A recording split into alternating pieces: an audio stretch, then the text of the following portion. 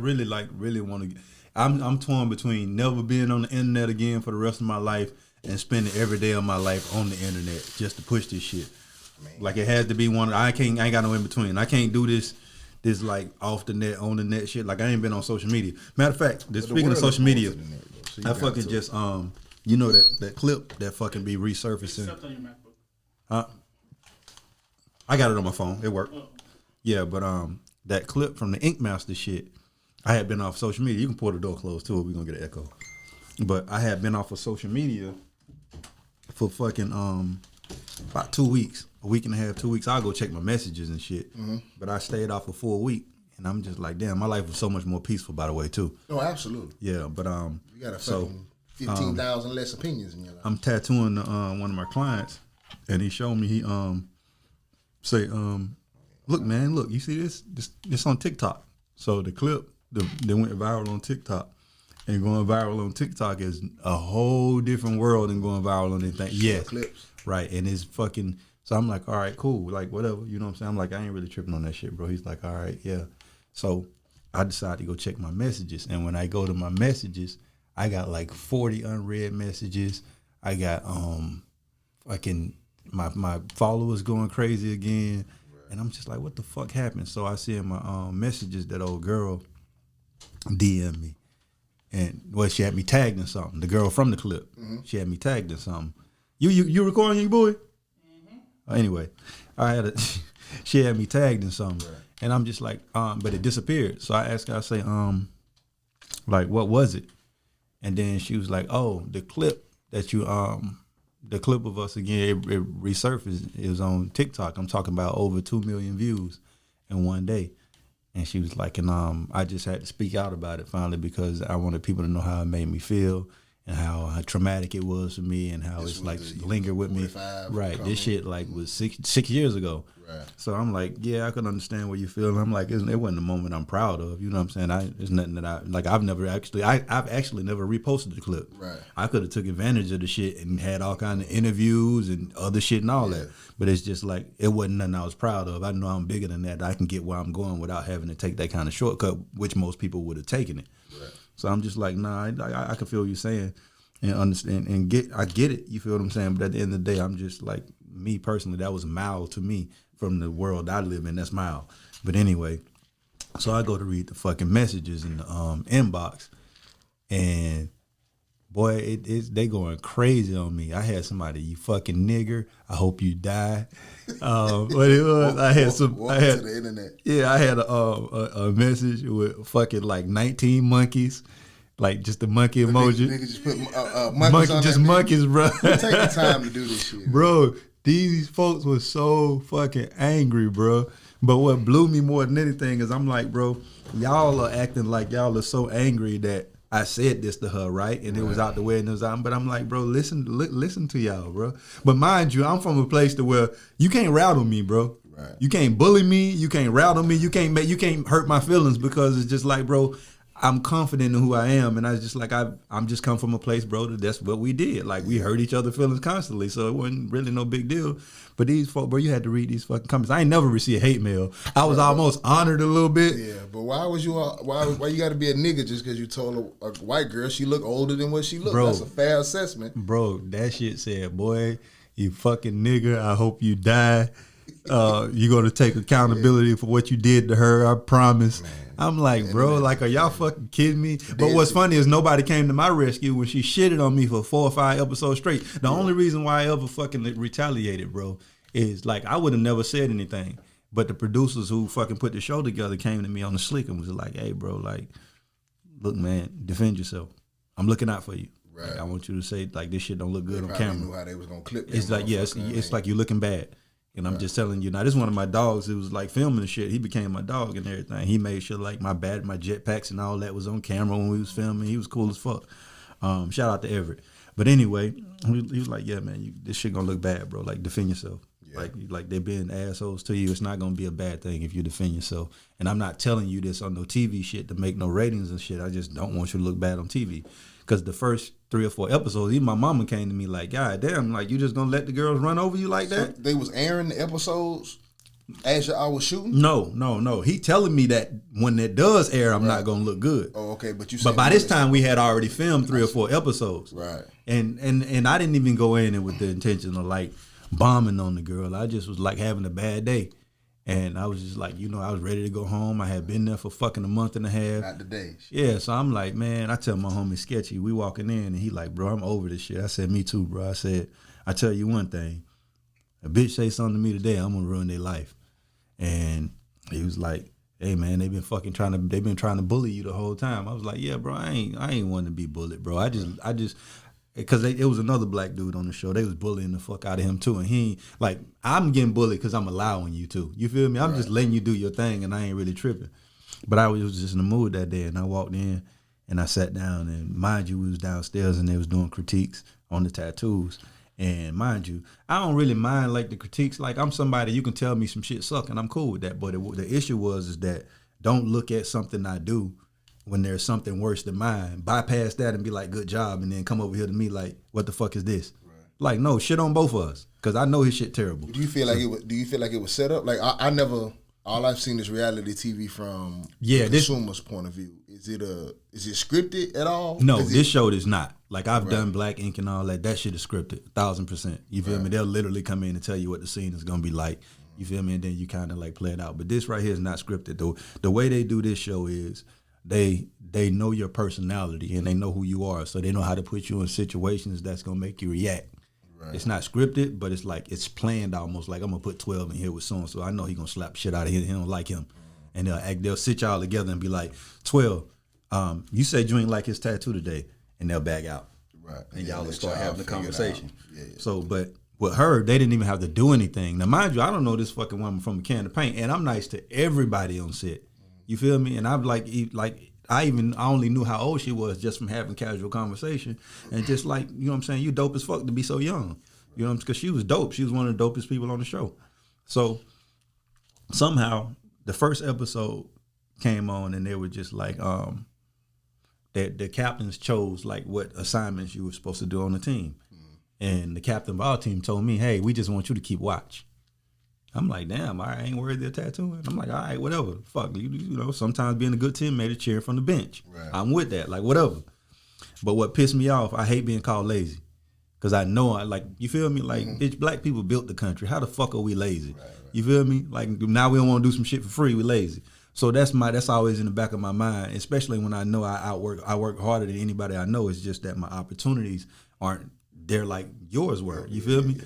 So after that, she called me lazy. After they told me not to, I couldn't do shit, and then called me lazy. This girl? This is like the girl on my team told me, they all in cahoots. They working together. So the girl on my team tell me, like, we don't want you to do anything. You feel me? And I'm just like, all right, whatever. You know what I'm saying? So they come back around after we done, and they like, oh, he lazy. He ain't do shit. Basically had a game plan. Right. So I'm just like, what the fuck? So all right, bet. So I come in that day, and they do critiques, and mind you, I know my tattoo ain't all that, but that gay the dude exactly what the fuck he wanted. He was stoked about the shit. Yeah. You feel me? And there were a bunch of other tattoos that were fucking terrible. So when they did critiques, the judges were like, this is the worst one. It wasn't even close to mine. So she just blurted out, I hate Boneface's fucking tattoo. Just for no reason. Yeah, and they just like, yeah, the judge is like, damn, like, what you got against him? Right. She's just like, I don't feel like he should be fucking here. He shouldn't be tattooing. He shouldn't be like, whoa. She came to be a character, though. She came to be a personality. No, bro. She was just being a bitch in general. But she had to have something. It was something. This is how she's built outside of the show. Mm-hmm. Like, outside of the show, she built like this. You feel me? And it's like, if that's how you are, that's how you are. But it's like, so they just like, damn, what you got against him? And she's just like, I don't feel like, now mind you, even if it's a lie, if somebody says something enough, it becomes the truth. Mm-hmm. So you constantly saying, I shouldn't be able to tattoo, I shouldn't be tattooing, I don't belong with a machine in my hand, woo, woo, woo. And I'm like, bitch, I've been doing this for 17 years and you've been tattooing 3 years and you here to tell me I shouldn't be doing something? What I'm saying is, why you though? Why does she focus in out of all the people? No fucking clue.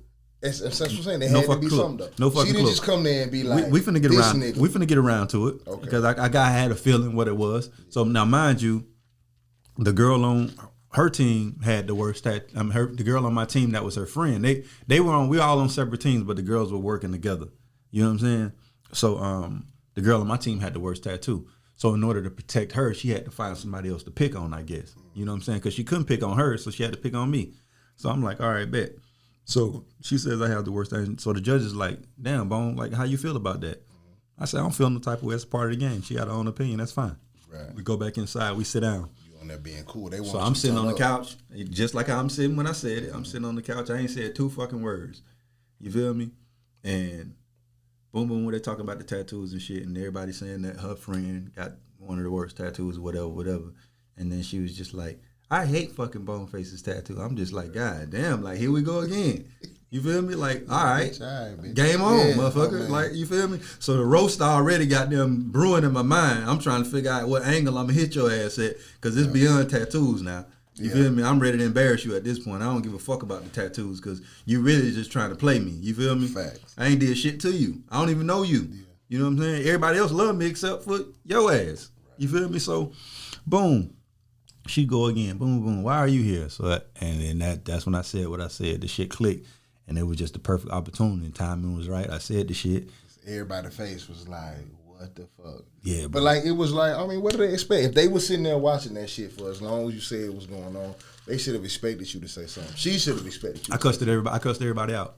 Because after I said it, motherfucker came to me. One of the dudes was like, damn, bro. You done went too far. He was like, bro, that was rough. I said, I don't give a fuck. I said, was it rough when she was fucking like trying to fucking assassinate my whole fucking, like, end my career on this bitch? You might be the ones with the monkeys in your inbox. So, now this my dog to this day. Yeah. So, I went off though. I snapped.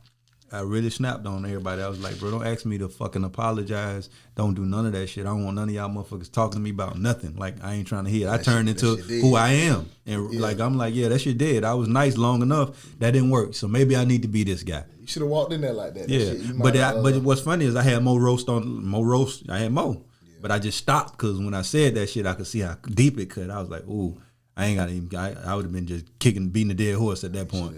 So I chilled because I had some more shit. You'd have been famous. They'd have gave you your own show. Bro, I had something for. It was like I had something for everybody that pissed me off. I had something for them, but I just stopped right there. You know how cool you'd have been if you had went around the room with that shit. Boy, another thing, it would have been. It would have been legendary. It would have been legendary. Man, yeah, that shit would have been legendary. They gave you a show, man. Yeah, bro. So after that, They gotta be mad to so after that, thing. I do that, and I'm like, bro, and after I as I'm going off, I'm saying some real shit. I'm just like, bro, like this shit is wild. How everybody's blind when it's me, but now I say something to offend her.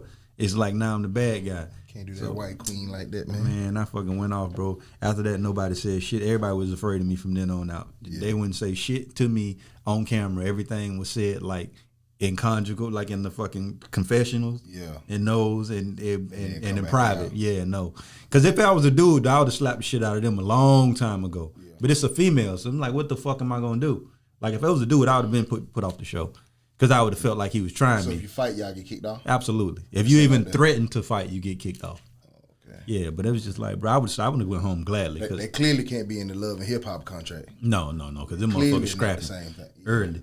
Yeah, but that shit. But long story short, boy, that shit went. And then after I said the shit, like now when I said it, everybody died. Even the cameraman. You can see them barely being able to hold their camera. The producer on the floor, and they just like, oh shit, because they know they got gold. Mm-hmm. They like, oh yeah, we struck gold. We struck gold with him. We got to bring him back. Because after that, them bitches offered me the next season and all that before the shit was even over. They like, we bringing you back. Because they know they was gonna make a bold statement with their clip. And on top of that, they love me behind the scenes because I was the easiest person to deal with. It was a whole lot of divas and motherfuckers crying about everything and complaining. I ain't never complained. I ain't never say shit to nobody.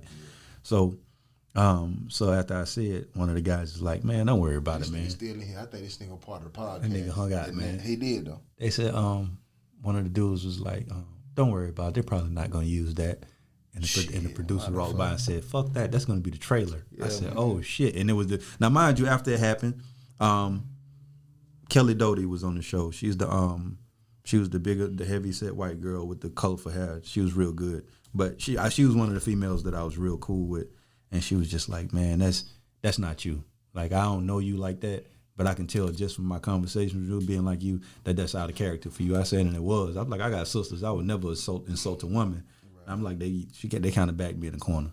And she was just like, yeah. That low key wasn't no insult, man. To them it was. It's a snap though. Like, but the snap is, it's like, sometimes you know what kind of damage some shit gonna do, no matter how light it is.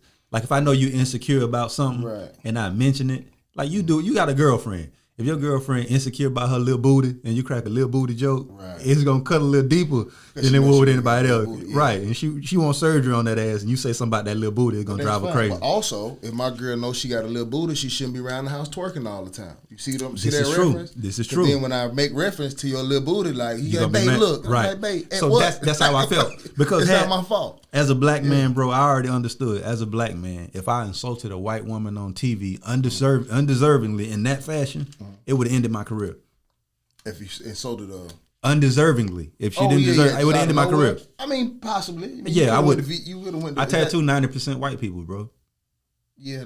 You feel what I'm saying? So it's just like, it looks like I'm a dickhead, but because there was so much animosity and build up that they were cheering like, bro, say something to this motherfucker. Right. You feel me? So when I did it, it was applauded. But at the end of the day, it's like, regardless of, I'm one of them people, I don't give a fuck about how society react to something or what people feel like is right. I know morally what's right within me and what's going to help me sleep at night. Yeah. So at the end of the day, I was just like, yeah, that shit was wild. You know what I'm saying? She earned it. But at the same time, some people deserve to be shot, but I don't want to shoot you. You feel me? Like if somebody do something to me, I ain't got to whoop you. I know somebody going to whoop you eventually. I know you ain't that. Yet. Yeah, but I am. I know karma gonna get you eventually, so I ain't got to do it. I'm gonna watch somebody else whoop your ass. You feel me? Yeah. So for that situation, yeah, that's why I like little booties too. I don't want that to go unspoken about. Like little booty, I don't want no. Yeah, little booty, especially the ones with the stretch marks. You ever seen little booty with stretch marks? I don't know why they there, but you feel me? Yes, that's my favorite. Though. I appreciate it. I really do. Them the best ones. Them is the best ones though. I low key don't like. How did it grow? Where did it grow to be? What did it grow to? Where did it grow to be a little booty? Yeah, I think it's a bigger little booty. How did it get there? I think them attitude marks. I don't think they like. You know what I'm saying? Like attitude. When your attitude don't have nowhere to go, I just think go to your booty. Yeah, because it's little. Why would you have stretch marks? But I low key because it was more little at one point. It was littler. It was littler. As y'all can see, we don't have shit to talk about on this podcast. No, but that shit was wild though. And no, after that, I apologized and shit to her. And she apologized, like, yeah, I kind of did back in the corner, whatever, and I was cool. But I knew once that shit hit TV, it was going to resurface, and she was going to be mad at me all over again. So we was cool. I ain't going to say we was cool, but we was cordial the rest of the season. But after that shit aired in the premiere, they played it in every commercial, round the clock. And that's still like one of the biggest moments in that show history. And they played around the clock, and she couldn't help but be mad again. She was mad even when TikTok came out with it? No, she did say this when we talked in the inbox. I was just like, bro, I'm sorry you have to go through that. That's not a moment I'm proud of. Right. You feel what I'm saying? Because she done went and got like plastic surgery and everything. She looked like a whole different person. It's crazy. I'm like, bro, it wasn't that deep. I actually felt like you were a decent looking girl. Yeah. You feel me? Like it wasn't like, you feel me? I would have knocked your block off. You feel me? If that was the case. Now but you got her around here looking like the Saw Dog. Shut your ass up. I ain't even seen it. I don't know what she look like. Jigsaw, that's that nigga name though. But listen, don't pay me no mind. I don't even know what she looked like though. I seen the clip, but I ain't seen her now, so I don't know what she look like. That shit'd be funny as fuck if she looked like Jigsaw. I'd die laughing. Man, shut the fuck up. Siri heard that shit. But I just feel like you got to tone your attitude down. If you know you sensitive about something, that's why I talk the way I do. Like I'm comfortable. Like jokes can be on me. Right. You know what I mean? Me too. Everything, right. You can, if I say something wrong, if I do something wrong, if I'm sweaty one day, if you catch me on the bad, just bro, if it's funny, it's funny. I'm really not tripping. Right? I live in the same world, so that's why it wasn't really a big deal to me. And it's like.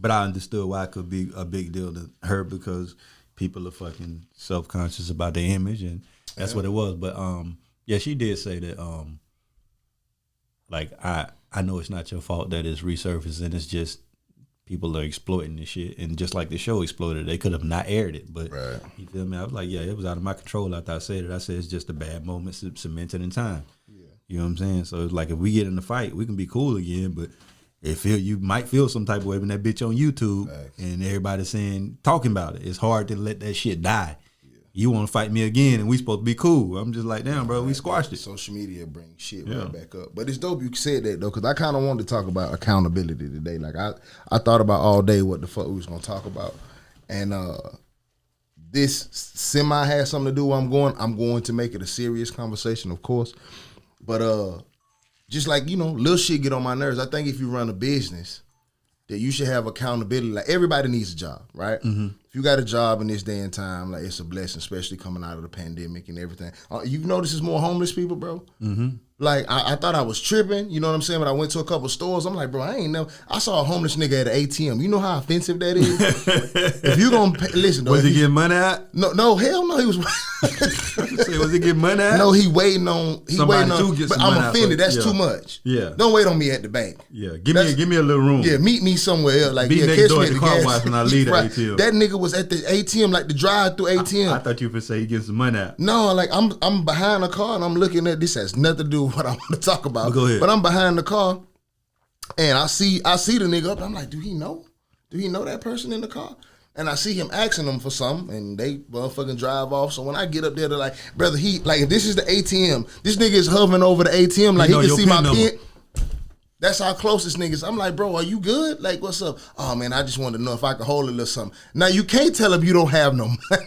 It ain't nothing but dubs coming out there, bitch. Ain't nothing coming out there you can get him. That's true, too, though. I didn't even think that far bro, into what can I give you out of this ATM, bro? Ain't no ones in here. Ain't no 50 cents in here. I can't tell him ain't nothing on me. I'm here to put some on me. So I don't really know what to do at this point in time, though, right? Yeah, I can't say I don't have it. He see me getting this money out, brother. So I wanted to get $60 out. I just got a dub.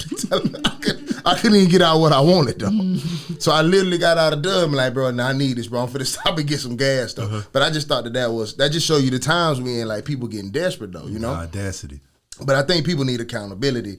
So if you run a business, okay, cool, everybody need a job. But you gotta look at your employees too. Like, it's certain shit certain employees shouldn't do. You feel me?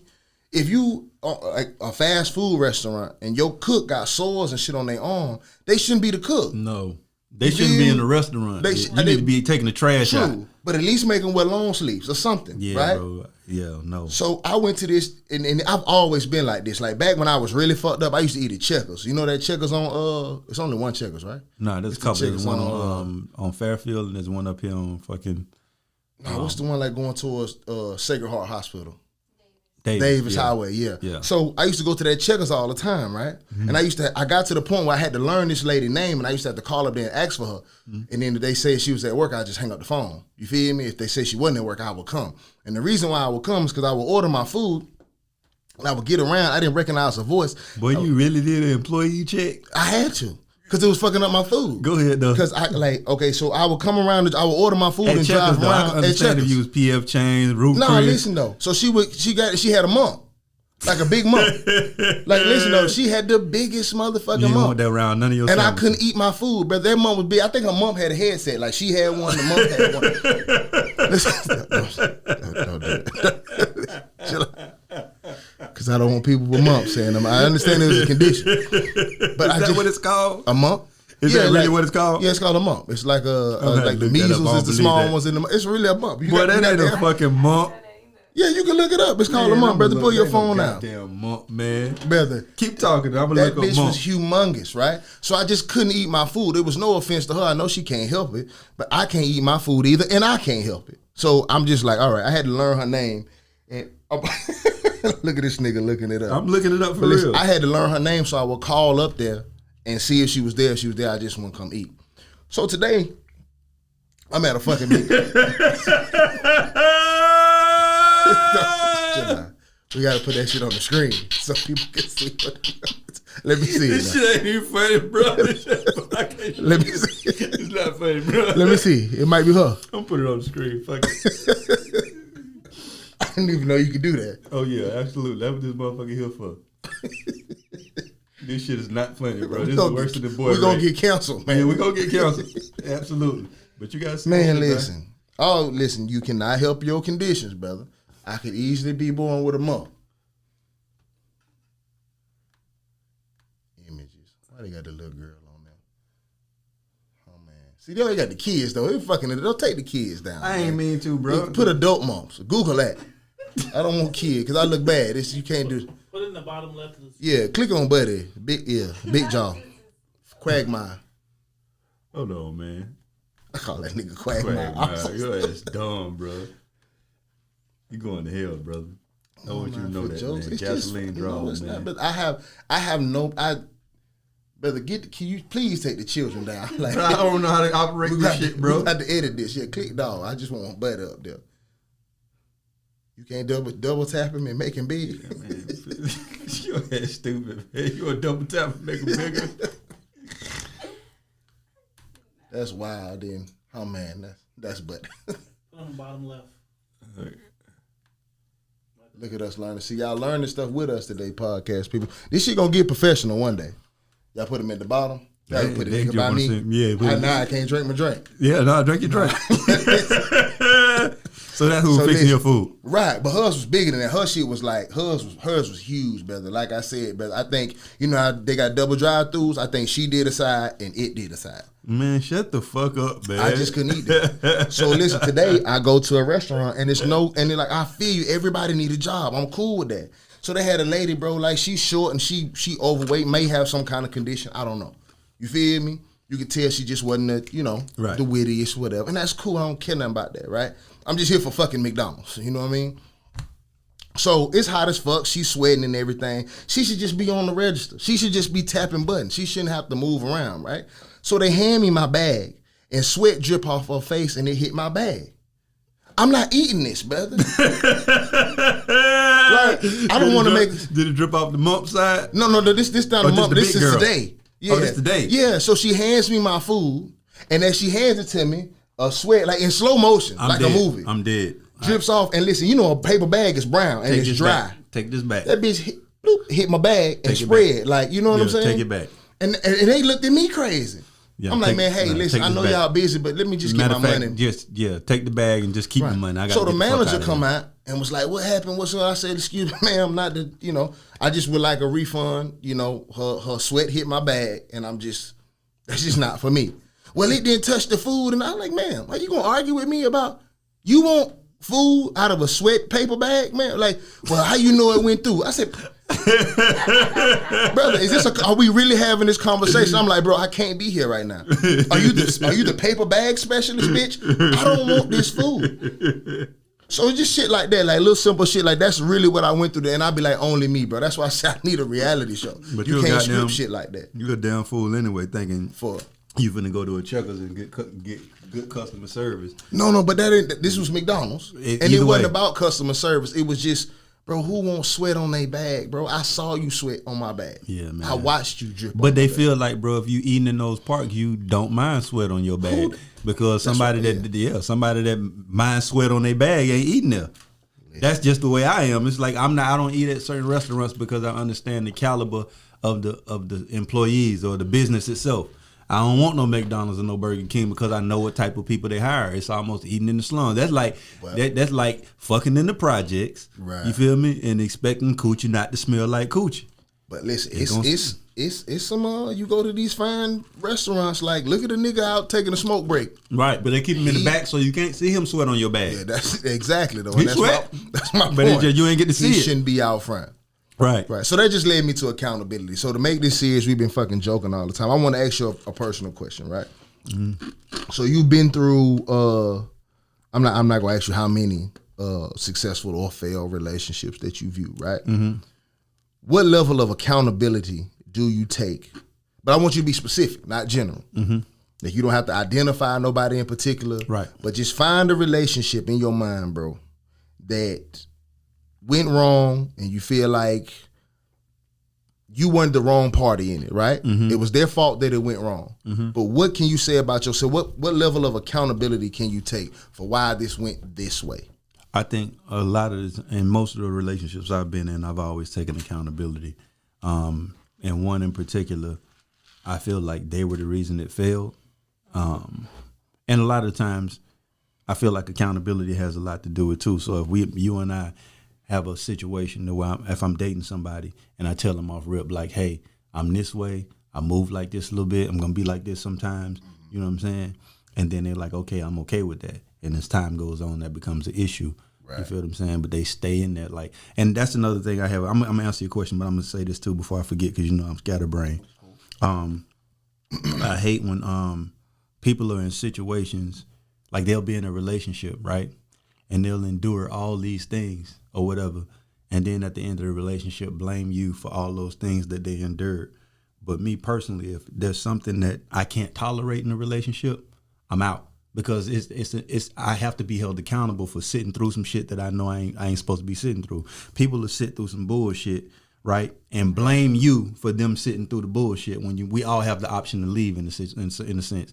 But to answer your question, but hold on before you, because that's good, because you're not gonna forget the relationship. Yeah, go ahead. But can you blame them for sitting? If you truly love somebody, right, or you want to make it work, there is some level of tolerance that you have to have in a relationship. So even if it's something that you don't prefer, you can't have somebody who's like, okay, I don't fuck with that, I'm out.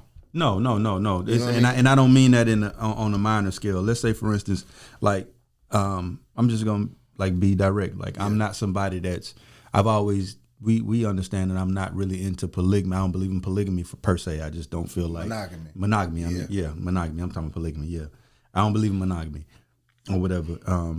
I've practiced it before, but I don't feel like it's a natural thing. Right. So I go into a situation where I'm like, you know what? I decided, fuck, I'm tired of lying. And I'm tired of like being a dirtbag. I just want to be in a situation where I can fucking be honest. So it's just like, I understand. And a lot of the times we pull people into situations, and this is me being accountable. We pull people into situations and then we decide we're going to tell them the truth later and expect them to adapt to that when that's unfair. Like I can't bring you in a situation, let you fall in love, and then be like, you know what? This ain't who I am. This is who I am really. Accept that shit. Yeah. It don't work like that. But in this situation, we had been together for a little bit, and I'm just like, fuck. Like, I'm tired of lying and shit to this motherfucker. And I was just like, you know, hey, man, I really ain't in this shit, ain't into this type of thing. I can't do this. And I explained to them like I'm not in the monogamy. I can't really do this shit. It's not going to work out or whatever. You could either stay and we can work through it, and we can try to make some adjustments, but it's not fair to actually say this right now, but it's how I feel. Right. So we can either break this shit off, and it was like, nah, I don't want to break it off. We're going to keep it going. But as time went on, it was almost like I was vilified for the way I was. You know what I'm saying? And I'm just like, you could have, like, we had the option to break this shit off, and you wanted to be in it, and it didn't go the way you wanted it to go. Right. So now it's all my fault, when you have to take some responsibility for your actions too, because you chose to be in this with me. But anyway, usually in my last situation, I was like, I understood that I'm selfish. You know what I'm saying? I'm a little self-centered. And it's just, I'm my level of self-awareness is pretty high. And that's something that you really don't see in women a lot, to where self-awareness and accountability is there. And a lot of men you don't either, but you see it more in men than you do in women. Right. You feel what I'm saying? But yeah, that was my thing. I think I'm pretty. I took accountability for my shortcomings in a lot of situations. Is it? But do you blame her if she signed up for a contract that, like, basically you changed the contract agreement though, right? Right. You decided halfway through the situation that this not halfway through. It wasn't that long. It wasn't that deep. It was like in the beginning almost. Yeah. You know what I'm saying? To where what bothers you about it though? Like, what throws you off? Like, what emotion, when you tried it, what emotion that you went through to, like, this ain't for me? Because obviously you didn't want to leave this person, right? Like, you didn't want to just didn't want to just disconnect. No, not at all. Right. Not at all. So what was it that just like, okay, I need to do something more than anything? It's just I wanted to change the dynamic of how we do shit. I just feel like a lot of men, I feel like I'm looking around and all my partners are fucking other people and cheating and shit, and they lying about it. Yeah. You feel what I'm saying? So it's just like, bro, I wanted to create it. It wasn't really about fucking nobody else. It was more about creating a different dynamic with my woman that other people didn't have. Right. It's like these motherfuckers out here, like you sitting down, imagine you sitting down with your woman and it's a group of girls across at a different table snickering and laughing because you was just fucking with one of them last week, and now you out with your woman. She looked crazy as fuck. Right. So I wanted to switch that dynamic. I'm like, I'm tired of I don't want to have motherfuckers out here laughing at my old lady. I would rather be in a situation where I'm sitting at my old lady and one of them motherfuckers say some wild shit like, hey, you know, he was with me last week or whatever, and my old lady could say, yeah, you the one with the musty pussy. You feel me? Like, yeah, he told me about you. I know about you. You feel me? So that changed it. I just wanted to change. I wanted to shift and have something real because I felt like nobody around me had anything real. I wanted to create a situation where I had something real with my woman, to where anything I did, you could ask me any questions. I ain't have to hide nothing. I ain't have to have no passcode on my phone because you understood who I was. It's hard to do that. Like 90% of men can't give their woman their phone and say, you know what I'm saying, use it without them being on ice and nervous. I wanted to create a situation where I could do that, to where you already know who I am. And it's like we date people for so long and we don't even know the people we fucking dating. You know what I'm saying? So I wanted to really be fucking open and really be friends, but that starts with telling the truth and being open about who you are. Right. So that's where that breakdown came. And it's like it's easy to do that once you get caught cheating. You try to flip shit and clean shit up and try to tell everything. But I'm one of those people that believe that you're not truly sorry about something if you get caught and then say you're sorry. You sorry when you bring up something that somebody would have never found out or could have never caught. Facts. And the way I moved, she would have never caught me. This was something that was just on my chest because I really give a fuck about you. Yeah. It goes back to that conversation we had where we were talking about which one, when a woman asks, which one do you love the most? The one you tell the truth or the one you tell a lie? Usually in most men's cases, it's the one you tell a lie because you give a fuck about them. But the reality of it should be the one you tell the truth. You feel what I'm saying? Mm-hmm. So because that's a selfless act.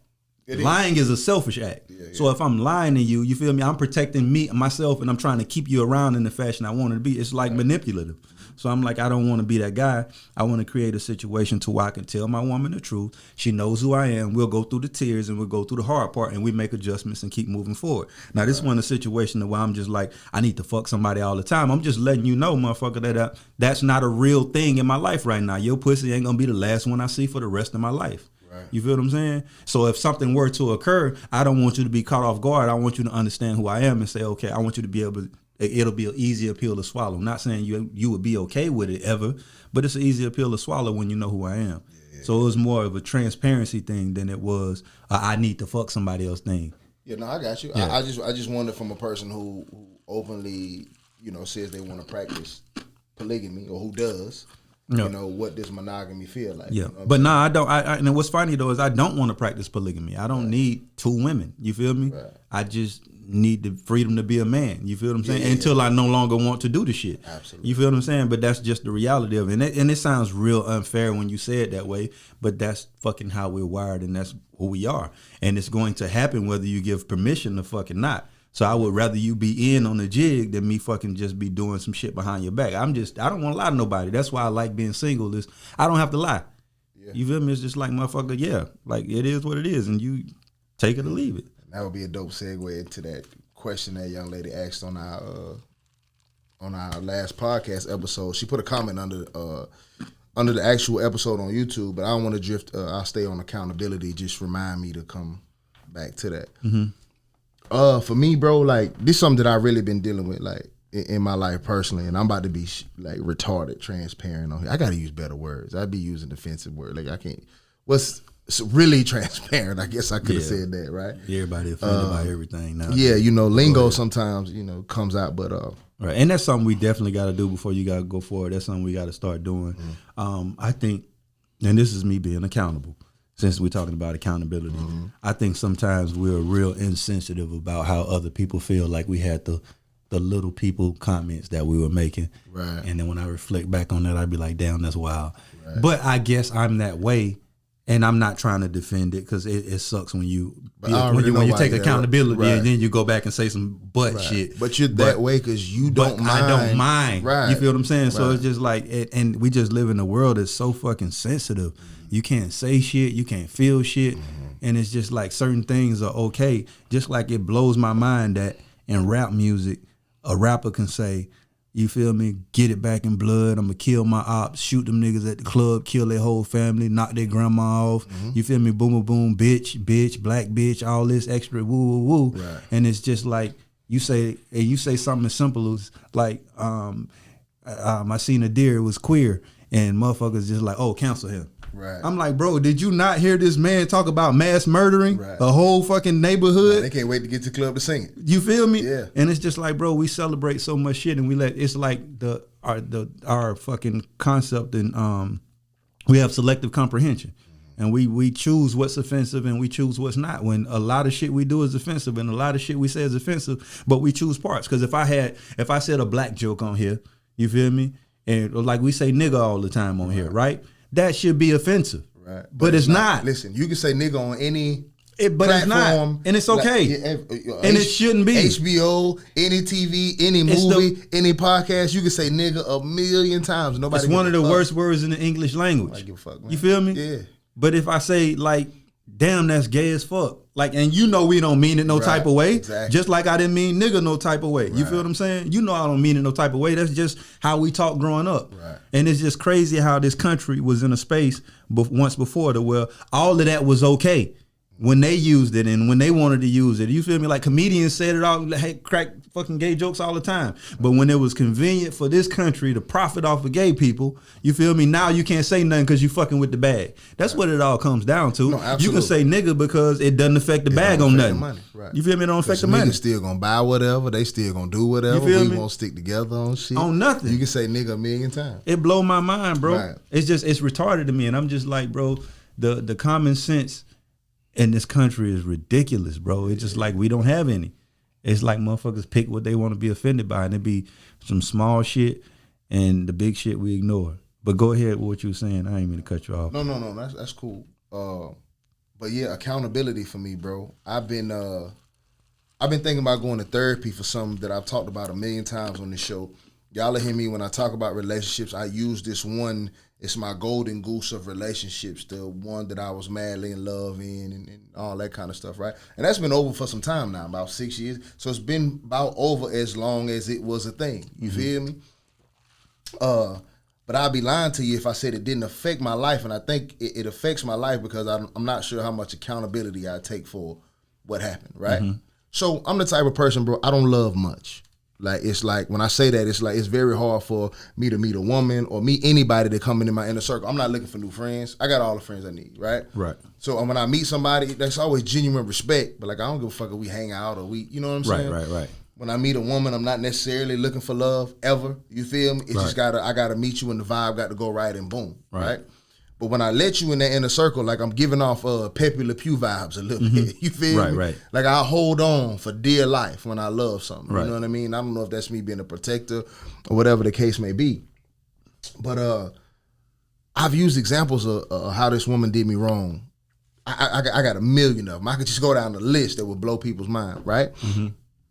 And she's not a bad person at all.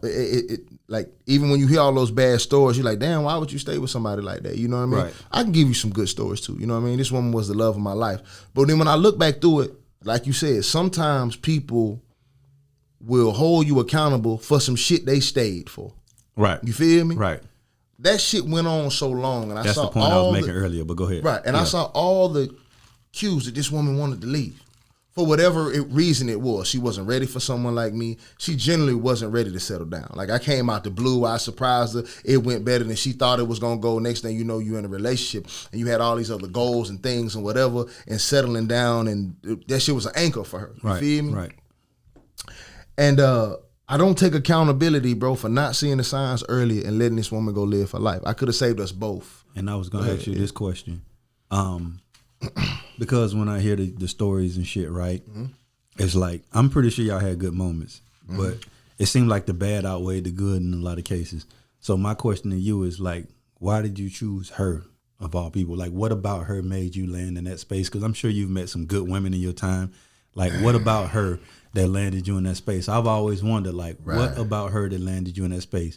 She was gorgeous outside of that, but I'm sure you've had a lot of gorgeous women in your time. Her looks didn't matter. This is probably the girlfriend I slept with the least. Right. That tells you how it didn't matter about whatever. But that was because I was so emotionally attached. This gorgeous woman, but when I was sad, I couldn't. You feel me? There was nothing intimate. But, I mean, to answer your question, this shit might get wild emotional now, though. But to answer your question, this is what it was, bro. I knew this woman when I was 12 years old. When I was 12 years old, bro, I wasn't cool. I didn't know you knew her that long. Yeah. We know each other as kids. I wasn't cool. That makes sense. I wasn't, but even that, it wasn't just that I had known her for so long. I knew her because we lived in the same neighborhood. We grew up as kids together. She couldn't stand me back then, you feel me? But I was the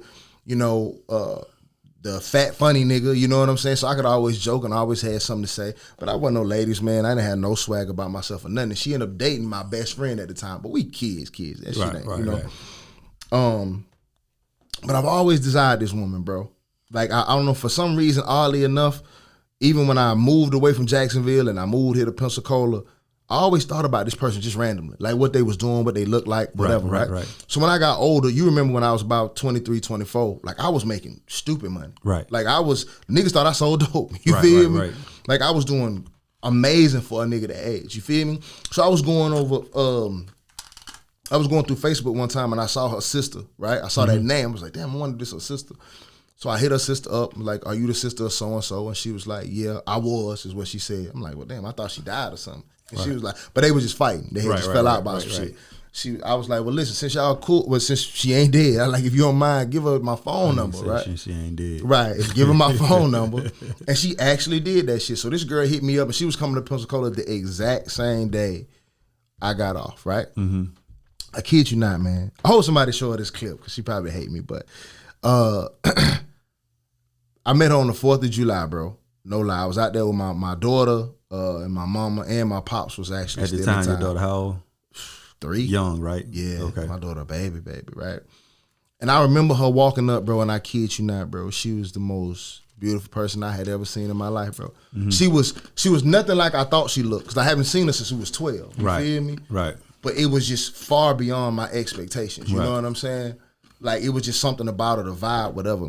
And we hit it off so dope that night, bro. Our first night going out, I think we went to Cabanas. You know that? Cabanas out there by university. Right. Yeah. So that's just the setup for our relationship. But that don't have nothing to do with why I love this person so much, bro. This is a true story, man. This woman provided shit for me and showed me another way of living. You know, when you so caught up in Pensacola life and street shit and whatever, you kind of consume with that shit. Then I played footballs around nothing but other Southern hood niggas. And so you just consume with that life, right? She was kind of bougie a little bit though.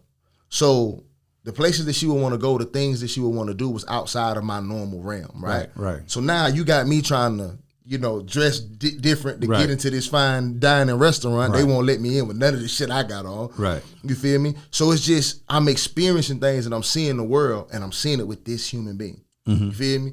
I'm going to New York. First time I saw Manhattan and I'm up there blowing a stupid bag. I probably spent 8 bands in 3 days in Manhattan. You feel me? Right. It was her birthday, just showing her a good time. But I'm seeing all these big ass buildings and the world is just so much bigger to me now, right? And I want to share all of these moments with this person. So I'm falling in love while I'm literally falling in love with life at the same time. Right. You feel me? Right. So my daughter, I lost my daughter in a court case, bro. They incorrectly, from a poor attorney, they allowed my baby mom to take my daughter to Orlando. You feel me? Which is hindsight 2020 was the best thing that ever happened. That, that separated us and the courts was allowed to see that she was the problem and not we were the problem. You feel what I'm saying? So that's hindsight 2020.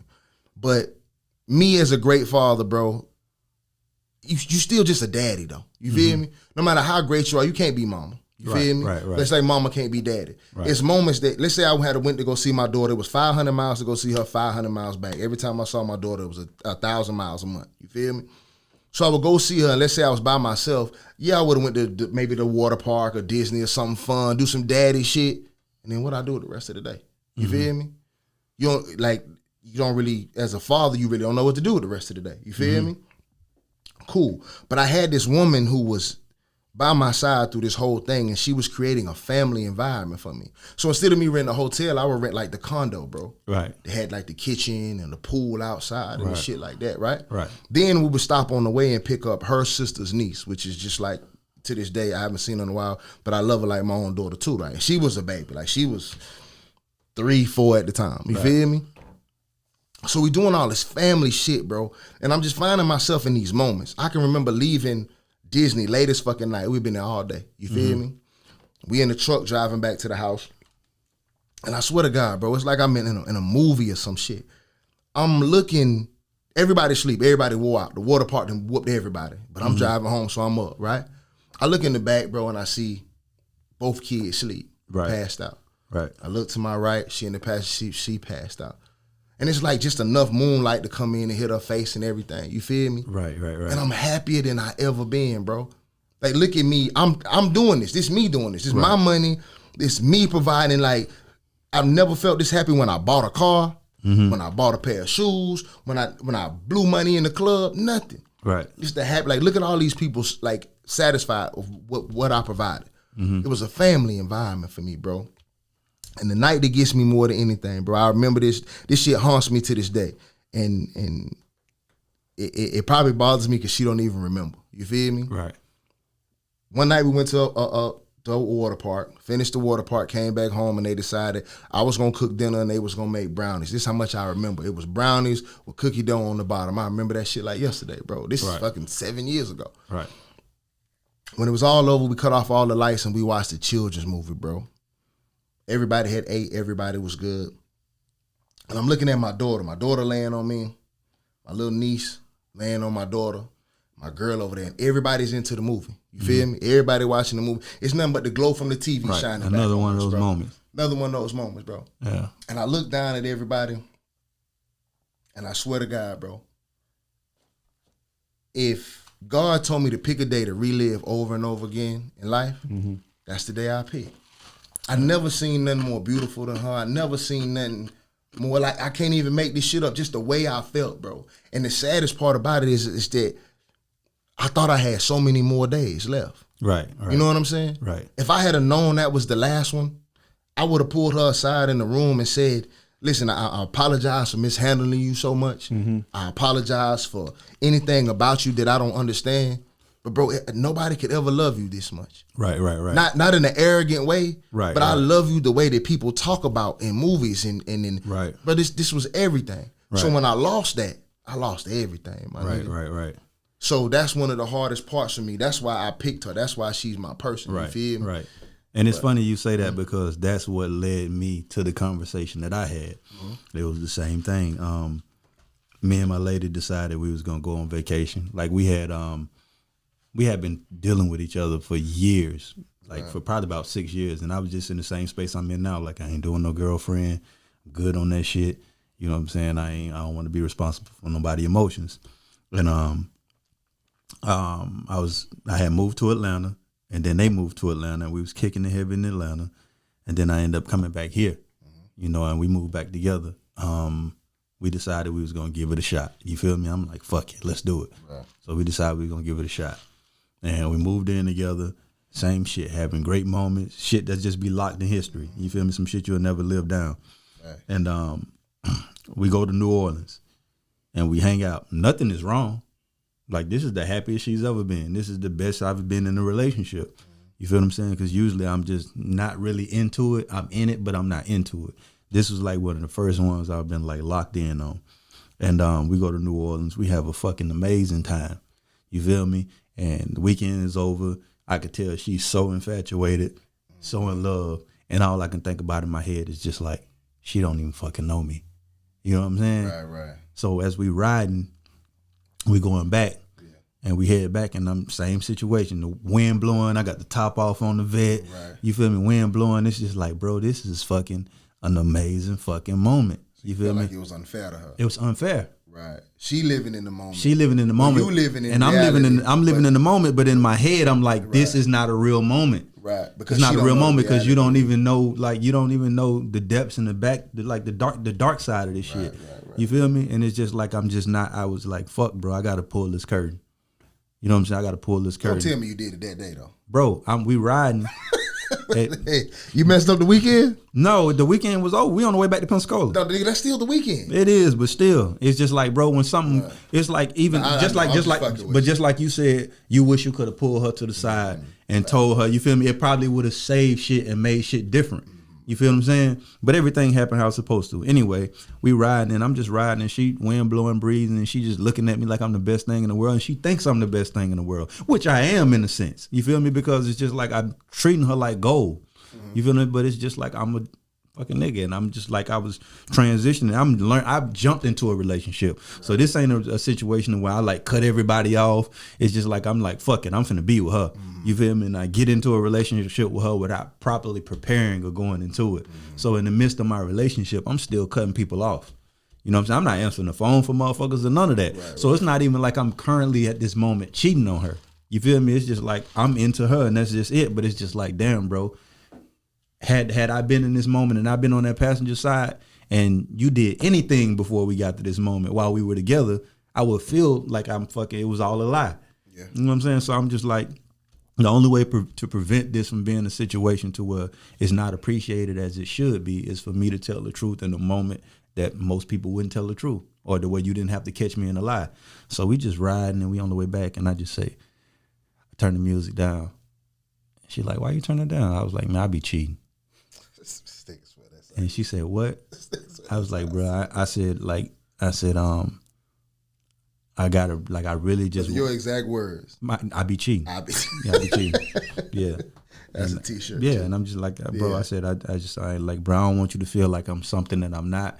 I know there's been dudes you've been with that you felt like you had the best relationship in the world with. Yeah. And it wasn't. You feel me? And you later found out that it wasn't. I want you to know exactly, because I really give a fuck about you. I'm willing to tell you the truth right now and lose everything we've built just on respect. You feel me? Because I want you to respect me more than I want you to give a fuck about me. You feel me? So I'm just like, bro, I just want you to know who I am. Like, I struggle with certain things. You know what I'm saying? It's inherited. My dad was that way. My brother's that way. I don't know what the fuck it is, but it's just that way. And it's something that I'm learning and trying to grow out of. You feel me? But this is who I am. And I want to tell you exactly who I am. And I just gave her a rundown of how I'm wired, who I am, or whatever. And the tears start flowing, of course. Right. But I let her cry, because you have to let motherfuckers cry. I think as men, we make a mistake by telling somebody the truth and then trying to coddle them and then giving them some bullshit to coddle them. No, let them cry it out. Let them. You feel me? Cry with her though. Nah. But the thing about it, it's like, bro, I'm not the victim. I ain't got no business fucking crying. You feel me? Take it from Peppy, man. You should have cried with her, man. Nah, bro. I'm gonna tell you why though. Go ahead. To see the person you love hurt like that, got to move something. It's got to do something. It did. Mm-hmm. Like, bro, I'm the type of person, I can hurt. I don't even cry at funerals, but that don't mean I don't feel nothing. That's just not my method of coping. Mm-hmm. You feel me? I'm not a crier. Right. You feel me? My method of showing you I give a fuck was that action. You feel me? Like you say all the time, a motherfucker with $1 million can buy you something. That don't mean shit to them. So it's about what means something to you. And the hardest thing for me to do is be open with somebody. You feel me? So that was my first moment of being who I am now. You know what I'm saying? So I'm just like, bro, I told her the truth. She cried about it, of course, but I let her cry, and as time passed, you know, so we got back, and she was just like, I want to still do it. You feel what I'm saying? It hurt, but I can respect that you told me, because you didn't have to. Right. I would have never fucking known. I was oblivious. I've never seen you in that light. I don't think, you feel what I'm saying? Woo, woo, woo. Right. But it's just as time went on, it was just like that shit. I feel like that was the best thing I ever did and the worst thing I ever did. I say it all the time, how, like, bro, telling the truth don't get you no fucking where in this life, because everybody is fucking lying except you. It was the most honest moment you probably ever had. But it was probably the spiral. It was. That situation. It was. It was just like, damn. And it was like, I could never get that, what we had before I told the truth, could never get that back. Now, had I been a fucking... Now, do women see why niggas be keeping... So now, had I kept the facade up, which I could have kept it up forever, because the way I functioned was, every woman I dealt with knew I had an old lady.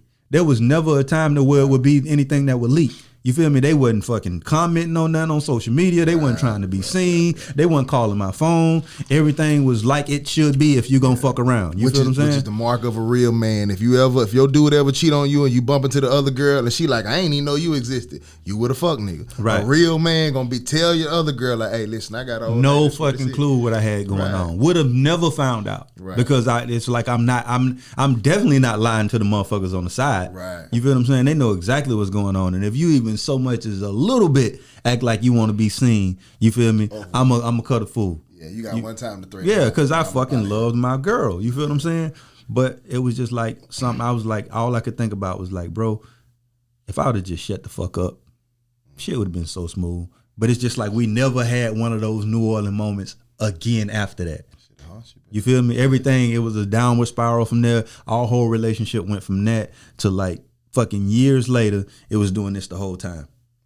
You feel me? And then it got to a point where I was just like, bro, you're trying to accept something you're not okay with. So I got to leave the situation because I give a fuck about you and because I love you. I'm watching you be torn apart. We talked about it earlier before we got on the air, how a woman takes on the personality of the man that she's dealing with. If you're dealing with a dirt bag, eventually you'll become a dirt bag. You feel what I'm saying? Especially if it's an influential man, because there's some influential dirt bags out there, just like there's some influential positive guys out there. And I'm just like, bro, like that shit was like one of the best and worst things I've ever did. So a question for you, because like I say, I know I need therapy for mine. How do you let go of?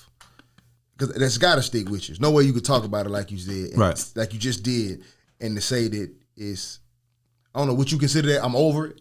If you can still talk about something that passionately, Are you over it? No, you never get over it. You just learn to cope with it, and you learn to deal with it, and you learn from it. Now it's just like, in any situation I deal with now, is like I vow to like never relive that moment. So now that's I stay in the space that I'm in, but being single, because it's just like, bro, I understand the expectations of women nowadays. Like, we can go into the primal nature of how men are supposed to be and how men ain't supposed to cheat, but we also used to shit in the woods. We don't do that no more either. You feel me? Times change and things change and expectations change. So women expect different from men. And until I'm able to fulfill that, I won't get into a relationship with a woman unless she compromises or unless she wants something different. If I had a woman that was like into the shit that I'm into, then we can run it. You feel me? But as long as I know you're a traditionalist and you think that way, I won't entertain a relationship with you, because I know I can't do that. So I'm going to only put myself in situations that I can flourish in. You feel what I'm saying? But yeah, I'm like, no, bro. It became a literally a sickness for me. And like I said, and this is just me taking accountability, trying to pull my life back together from that shit, because it got to the point where, and like I said, it's not her fault, bro. Yeah, she was my everything. I can't tell you what I meant to her. You know what I mean? Everybody's perspective is different, right? It got to the point where I would send this girl, bro, knowing I was blocked. You feel me? Knowing I was blocked. I knew I was blocked every day. I would send this girl, I love you text at least 2-3 times a week, knowing it was blocked. I never expected none of them to go through. I did that shit every week for like 3-4 years straight. Damn, that's cold. Knowing it was blocked. I never thought she was gonna get it. That's tough. It was just for me knowing it just felt good to say it to her. Knowing that she wasn't gonna never see it though. You feel me? Yeah. But here go the thing though, bro. Real shit. That's another reason why I got a special place in my heart for Jolene. I don't mind saying her name on camera because she don't mind me saying her name, right? Mm-hmm. Because it is unfair, bro. When you meet other women, bro, I know every woman want to be the holy grail for you. You feel me? They want to be the only one. They want to be, you feel me? I'm forced to move on because this person, they chose to go another route. You feel me? Mm-hmm. But the dopest thing about her, number one, is she gave me reason to live after that situation was over. I went through bad depression when that shit was over. You feel me? Mm-hmm. She was the first person, just not even on no relationship shit. Like, she started coming to my gym and working out in my group, and our vibe was just so dope. I found myself just like loving to get up every morning to see her at the gym, see her face every day. And it was cool to have some form of a bond with the woman again, because I didn't think I could. Because that kind of put you in that same space a little bit. Right. Gave you a taste of it. But then now, after we've dated years later, right, she said one of the dopest things. Like, me and her decided to, you know, take some time off because of just location and shit like that, right? And, you know, she know I talk to other women now. You feel me? But she's such a dope person, though. She ended up running off a girl that I was talking to. You feel me? Just because she pops up on my social media sometime, the other girl wasn't fucking with it. Like, nah, you still cool with your ex, I'm out, right? Right. So next time I talk to her, I tell her, I say, man, you running off people though, but we joke like that. You feel me? She said, man, listen, any bitch you talk to, they just gonna have to deal with me and T. The other girl name start with T, right? And I'm like, so you cool with the fact that she'll always have a special place in my heart.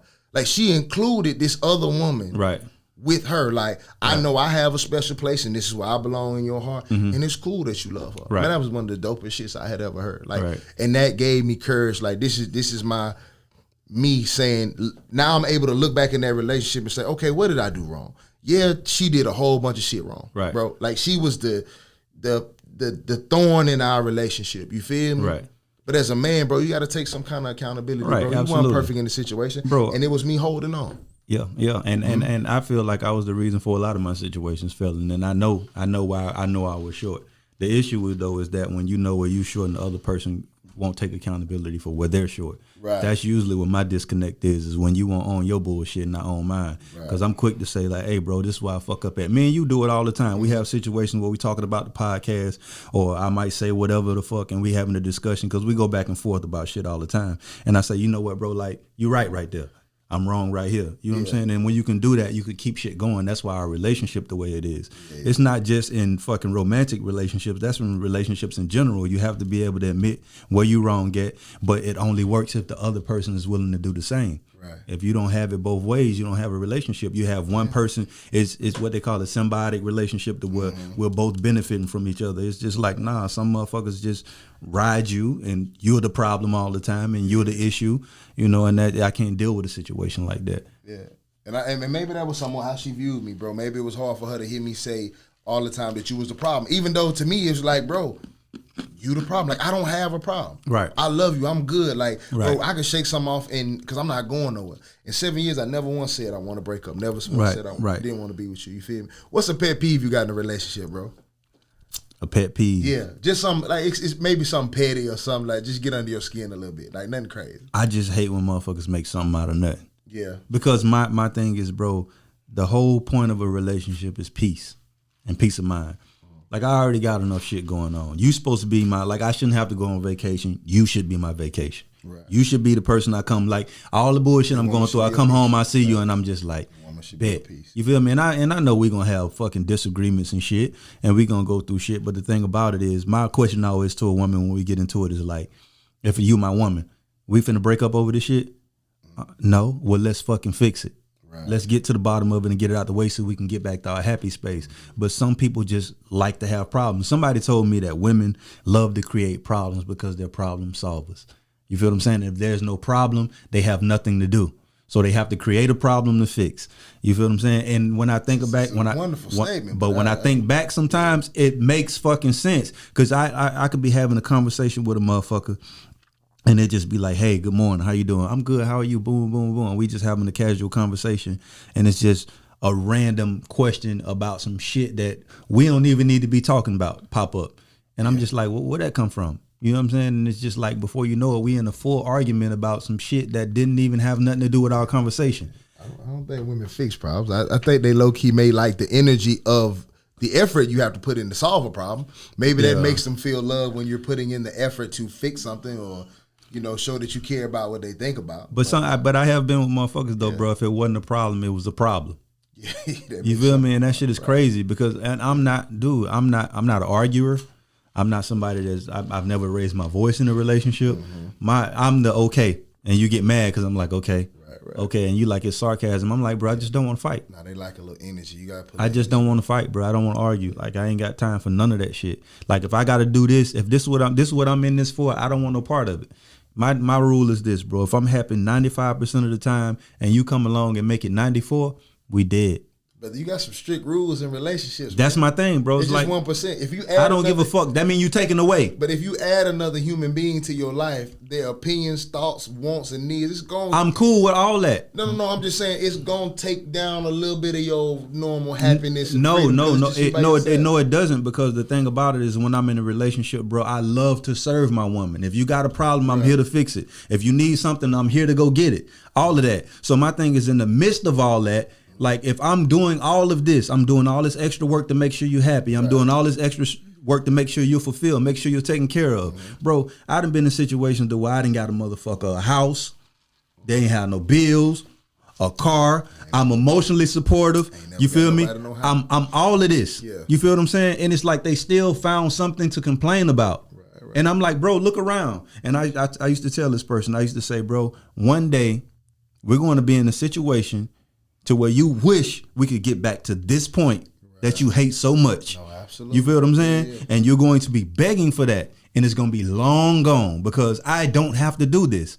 You feel me? So it's just like this shit is like volunteer work almost. I don't have to do this. Right. This is shit that I'm exerting energy to that I don't have to do. It's like when I go out to eat, I'm paying twice every time. You feel me? When I do certain shit, I'm paying twice. Now I said, do you understand the luxury of me being able to do all this shit and paying once? Do you know how expensive that shit is to pay for everything twice? Right. And the thing about women, a lot of the women, bro, is none of them appreciate that or recognize that. Like, that shit, they'll tell you quick, they don't mean nothing to me. But they don't understand the energy and the effort that goes into. They don't have to do it. They don't have to do it. You have to experience. You have to see your bank account dwindle like that to understand. But when it goes away, it goes away, you feel it. And I used to say all the time. I used to say, bro. You spend 8 bands in New York. I'm saying, bro, we're in a situation where you benefit from me in so many ways. You feel what I'm saying? Mm-hmm. And one day this shit is gonna end, and you're gonna be trying to give me that same pussy. You feel me? With no benefits. And you're going to be looking around. You're going to be paying your own bills. You're going to be paying your own car notes. You're going to be buying your own food. And you still going to be trying to fuck me. And you still going to have to deal with all the shit that you're complaining about, but you have no benefits. Right. And lo and behold, it came around. You feel me? And that person came back to me and said, you said that I was going to regret and wish I could be. I just want to go back. I wish I could rewind and be in that situation that I was in. And I can't go back. And it's just like it's just like, bro, there's no way in the hell you will ever be in that space with that same woman you was in again. Right. You feel me? Because you know what it took to come out of that hole. But can you create a new one? See, you can create a new one. I believe I could have created something new with somebody. With that person, but it wasn't gonna be the same. Yeah, I mean, I probably fucked that up, but on some whole other shit. But that's another podcast. Yeah, it ain't gonna be the same, bro. Because it's sometimes, bro. Sometimes in a relationship, there's so much damage done that you have to move on and try with somebody else because it's like the past traumas are always resurfaced. You feel what I'm saying? It's just like if you let's say you had a bad habit that you used to repeat all the time and it just got on their fucking nerves. You know what I'm saying? And y'all reset and like we're gonna start over again. And you do that thing. It's like it's a trigger. All that shit, you feel me? All of it come back up. It come back up. That was one of my pet peeves though. Like I used to hate when like my girl's like, why you always bringing up the past? And I be like, bitch, the past ain't Monday. You just did that. Right. It just happened Monday. Right. And it's real similar to Monday. Right. And it's Thursday. Right. You know what I'm saying? Right. So that was a pet peeve. But I really think, man, for me, I could have fixed it. I didn't really care about that. It was just I always wanted her to take accountability, bro. Mm-hmm. I wanted her to look at me and just know what you did to me. Right. Just acknowledge that you fucked me up, though. That's all I wanted you to say. Mm-hmm. It's like, hey, I fucked you over, bro. That's it. You feel me? I told you about the time my girl had 30 bands in her bank account and she had me hot. I never told you that? No. Listen, tell me it's this petty, though. So, of course, me and my girl used to move and go everywhere, right? Mm-hmm. Now, of course, I had more than 30 bands over the time. I always got a check. I always got a big-ass check, you feel me? Mm-hmm. But I was spending for two. And we doing some crazy shit, always on the go, always out of town, always hotel, room service, eating out 3, 4, 5 times a day shopping. So that money always come and go, right? Mm-hmm. So we was driving one time, bro, and I forgot, something happened to my debit card, and I was just like, hey, look, I need to get some gas. I'm going to give the money back to you. Let me use your card real quick, right? So I went in there to swipe her card to get some gas. The dude was like, the thing broke down. You got to get money out the ATM. So I texted, baby, what's your PIN? I got to get some money out the ATM. So she told me, right? So you know how it asks you, do you want to see an account balance? Right. You like, yeah, let me go and see what's going on. I shouldn't look at her goddamn. You felt like you looked in the phone almost. Right. I was like, man, fuck that shit. Let me see what she got in there. Now listen, keep in mind, I don't require my girl to pay for nothing. Right. I don't, it's not a thing. I enjoy paying for everything, brother. When I seen 30 racks of that motherfucker. You noticed that day that you was paying for everything. But I was hot, brother. I don't know why I got so hot. I think I was hot because she never even offered to pay for nothing, though. Right. You would think, though, out of all this shit we was doing, though, just one of these $300, $400 tickets, you'd be like, babe, let me get this. Like, nah, for real. Right. You ain't got to tell me you got 30 racks on you. Right. But like, nah, babe, for real, I got this one. You on like 12, 15, 20. Right. Let me get this one, though. But when I saw that shit, I was so hot when I got back in the car, bro. I can understand all she can say is, what you think she said? She's actually why you was in her business? Wow, I was in her business. But nah, bro, like that's just but yeah, I think people should take more accountability, bro. That's the point of me bringing that shit up. Even in a relationship like that where I felt like I definitely took the most losses and shit. And I want to apologize to her, just publicly. If I mishandled you, if I misunderstood some things, definitely when you tried to make a comeback, I know I mishandled that situation totally. But I'll get into that some other time. Yeah. You want to read this podcast question before we get out of here? We got podcast questions? I mean, a girl asked us a question on the thing. Yeah, that's cool. All right, cool. I'm going to read this before we get out of here. But I will say, though, bro, it's big to be able to put your ego to the side and, like, have a conversation like this and just admit where you was wrong on some shit because so many people don't know how to do that or don't want to do that. That's that is the key to sustaining a successful relationship. It's just being able to put your ego and pride to the side and have a fucking conversation and fix things. Stop trying to figure out who right and who fucking wrong and get to the bottom of the shit because that's what it's about. And don't sweep shit under the rug. So many times we have arguments and we go make up without fixing the actual fucking problem, and that problem resurfaces again. If you keep sweeping shit under the rug, eventually you're going to have a pile of bullshit under the rug, and you're going to be able to see it from a mile away. So you got to fix the problems as they come and don't repeat the same fucking issues. Like, bro, I know when I do get in a relationship, bro, I know how these motherfuckers be on social media talking about goals, bro. Yeah. Some motherfuckers gonna be mad at me and my old lady. Y'all gonna be cutting up? Man, they gonna be mad at us, bro. They gonna be like, bro. And what's funny though, ain't nobody gonna be able to say they got no contact, no. Like I ain't gonna have like my next situation gonna be phones open, like that kind of shit. That's some shit. Yeah, that's the kind of shit it got to be. But that's why it's so hard for me to get into one because I'm super fucking particular about what the fuck is going on. And it's I don't know why I just picture you with two women though, bro. No, it's not gonna be two. I just picture you with two like. What's funny though, bro, is captain and a co-captain. I feel like the second person gonna be like. Nah, if anything, it'll be me and my woman fucking somebody together. It ain't gonna be. What I'm saying. Yeah, but I feel like the other girl just gonna be. She ain't gonna mean shit. Fold of clothes. Yeah, she ain't gonna be me. She ain't even gonna be that important. Nah, I think she gonna be like. I think she gonna like make up for like some. No, we fuck you and you got to get out of here. Nah, I think she gonna make up for some of your what's the word because you insensitive about some shit. I think she gonna make up for that. Nah. Like one time when you in your mood, she'll pull your main girl to the side and be like, "Girl, listen." Nah, we don't need none of that. You could be me folding clothes. No, nah, you ain't doing none of that. Like you a toy. We gonna use you like a sex doll. You gonna get the fuck up out of here after we done. But that might be the best life she didn't experience. I seen this. There was a fucking episode on the Carmichael show, bro. That's a really good show. If you ever fucking go check it out. But him and his girl, right? They decided they about to get married, and they decided that they wanted to have a three. His girl was like, "I'm gonna give you a threesome." You feel me? Right. And it was so dope because they were just like at this bar, and this chick was across the room, and his girl was kind of like setting everything up and talking to him. And when the next day after they had the threesome, the girl was trying to hang out. And both of them like trying to figure out a way to get rid of her. Like she was acting like she was a part of their situation. Yeah. And they like, nah, bitch, you ain't a part of this situation. You gotta get the fuck out of here. And they found a way to kind of like kick her out. Yeah. But that was so dope to me that their bond was bigger than that whole situation. It wasn't even about, you feel me? It's like when most you do people who live like that, they got that. Yeah, but yeah, when you do shit together, like bro, that if you can get infidelity and insecurities in that department out of your relationship, bro, and you don't have financial issues, there's no way you can fucking fail. Yeah, it's hard to fail. But it's just like so many women have egos, bro, and worry about how you feel about somebody else. It's like a woman to come in your life, bro, and try to erase your woman from 6 years ago. They will, though. You like, bro, that ain't for you to erase. That's permanent. It's a tattoo. It don't go nowhere. Understand that you have your own space and she has her own space. Right. And that's the biggest issue with women is just like, that's the first question a woman asks you when you get caught cheating is, how you feel about her? Did you care? Do you like her? Right. I'm just like, baby, you got a permanent space in my life. This is your block. You feel me? Nothing can move into this space. Nothing can replace you in this space. This is your space. And when the thing about it is like, bro, women have to understand that once a woman has that space in your life, that space is never removed. You may not act on it and you may not be in that space, but that space is there. You feel me? No woman can come erase. That's why that's dope what she said when she said they're going to have to deal with me and T. She letting you know that I understand that this person has a permanent space in your life. Right. I've created my permanent space.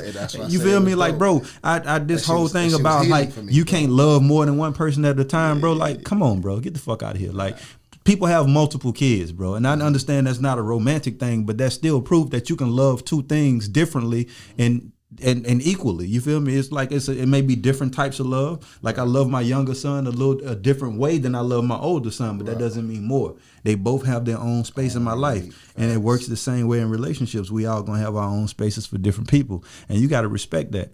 You know what I'm saying? And if you can respect that, it just makes more space for you because you're more fucking comfortable. I'm more comfortable around you. That's what she did. The biggest issue with men and women, bro, the worst feeling in the world, bro, is dealing with somebody that you got to walk on eggshells with because you're scared who you are is going to offend them or make them feel some type of way of being their feelings. Mm-hmm. You can't even like say what you want to say. And women wonder why you're more free around your homeboys is because you're not worrying about offending them.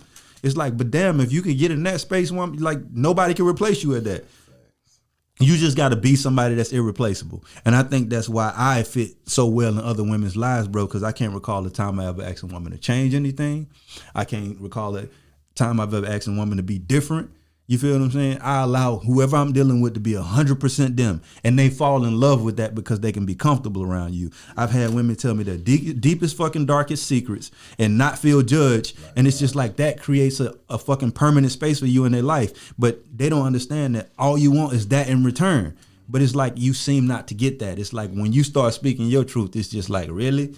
Because most of your truth involves feelings for another person, though. Sometimes theirs do. Yeah, and you can deal with it a lot of times. Yeah. Yeah, a lot of times, like a woman could tell you how another man did her, how much she loved him, and it don't bother you if you solid. But eventually, she starts to replace him with you, though. You know what I'm saying? Mm-hmm. That level of openness, it's like almost like it's kicking dirt under your own feet. When you're able to do that, she starts to put you over that person. Does that make sense? Yeah. You're able to hear things and love her in a different atmosphere. It puts a little it puts pressure on you for sure. But she don't feel like when you express yourself she don't feel like that elevates her. That's a demotion to her. When you tell her like what this other girl is for me, I don't feel like me listening to that puts me above her. Right, but the reality of it is it should feel like it's putting you above her because I'm willing to be open and discuss that with you. Right. You feel me? And a lot of times when you talking, it ain't goddamn that good anyway. That's how you hear. Yeah. You feel me? It wasn't that good, motherfucker. So let me do this girl's question. I think her name is,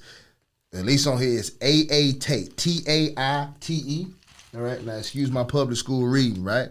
She says, I don't understand how if y'all say all men cheat, y'all are telling the truth. But if another man says that's not true, they're lying. Why should we believe you over them? Mm-hmm. Especially after one of y'all said, I did not cheat for 10 years, so obviously it's possible. Right. And what y'all need to understand in podcast world is when we say all men cheat, we don't mean every day and all the time. We mean eventually. You feel me? Whether it be like I had a question I asked the old girl last time we in one episode where I said, if your man has been with you 15 years and he cheated twice, is that a good man? Right. You feel what I'm saying? Twice in 15 years is fucking outstanding, man. That's a fucking outstanding man. Right. But still, she paused and took a long, deep breath before she answered. You feel me? And let me know that y'all have unrealistic expectations for us. Right. But when we say all men cheat, we don't necessarily mean all men act on it. We mean all men have a cheating brain. All men think about it. All men desire to. I think women think that there's a such thing as a man only having eyes for you and only having a thing for you, and that is not real. I will die on the cross saying that is not real. There's no such thing as a man that only desires you. There's a man out there that won't fuck anybody else or spend time with anybody else or text or talk to anybody else, but that is for a limited time only. I don't know how long, but at some point he gonna slip because even that's what we're close to. You almost had one. You just ain't give a fuck about none of that. Yeah, but, so and you should believe us over them because we have nothing to gain from you, and most of the men that have told you that men don't cheat, we're trying to fuck you. We're not trying to fuck you. Right. But the thing is, and you said it absolutely how I feel. We have to start breaking up the term faithful and cheating, right? Right. Cheating is a physical act, okay? Faith is a mindset. Right. Faith is the belief in things unseen, right? Mm-hmm. Faithful is, nigga, you full of faith. That's right. So cool.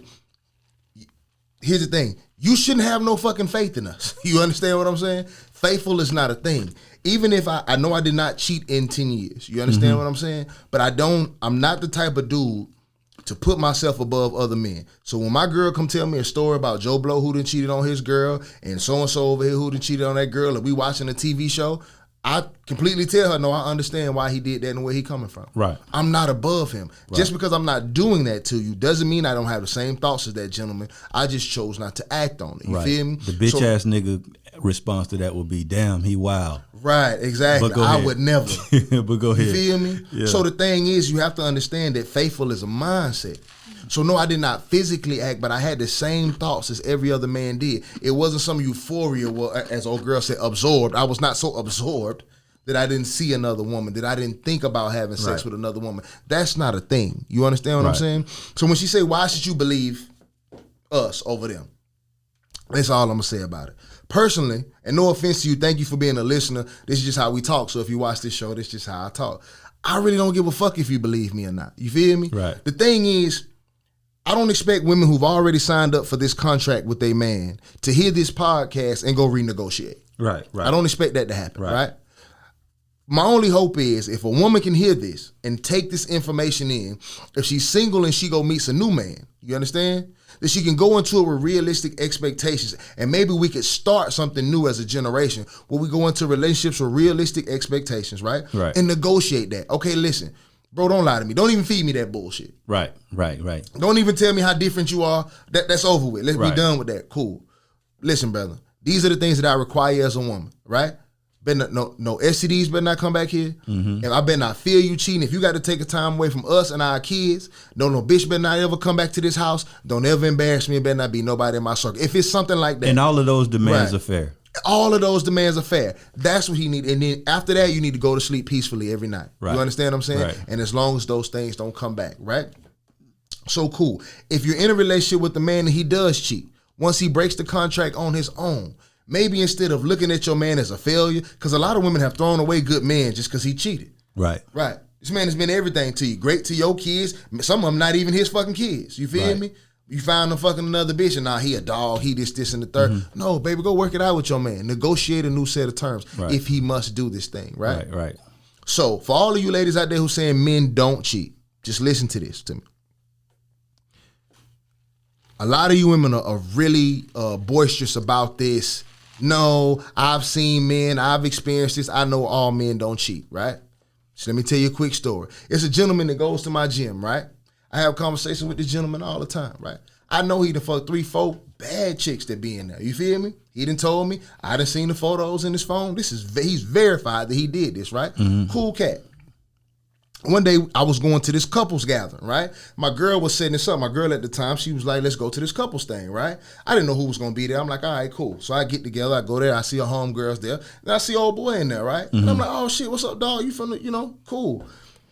Introduced me to his old lady. That's cool, me and I'm not snitching on big homie, you know what I'm saying? Nice to meet you, you know what I'm saying? Blah, blah, blah. Yeah, you got a cool ass old man, blah, whatever.